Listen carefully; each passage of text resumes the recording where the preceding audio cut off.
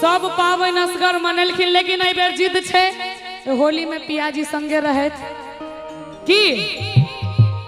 अरे बीती गेलै दुर्गा पूजा बितलै दिया बाती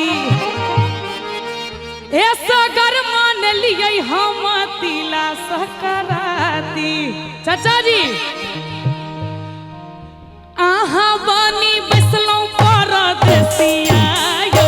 जल्दी काम अबियो पिया आहा बनी बैसलौं परदेसिया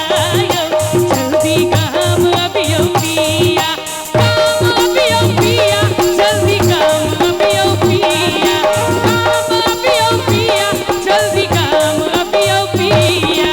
आइब गेलै होली के समैया यो जल्दी काम अबियो पिया आइब गेलै होली के समैया यो जल्दी काम अबियो पिया भैया परदेसिया ले धोतिया रंगावे गोरिया परदेसिया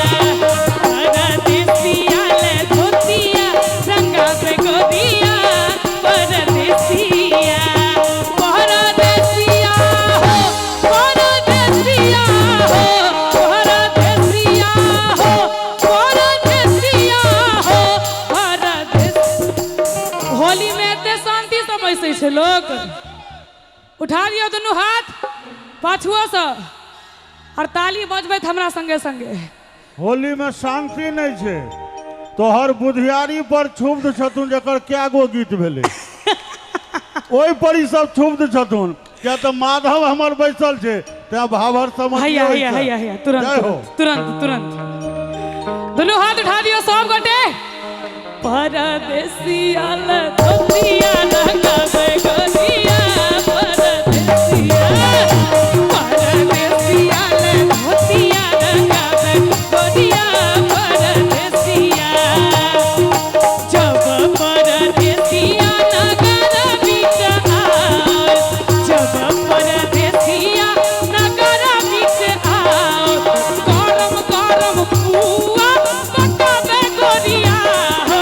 गरम गरम पुआ पकावे गोरिया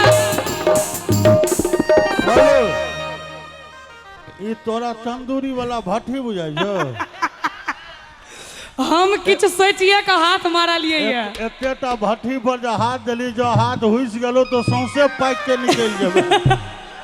एक बार जोरदार ताली बजाएगा सब गोटे गरम गरम पुआ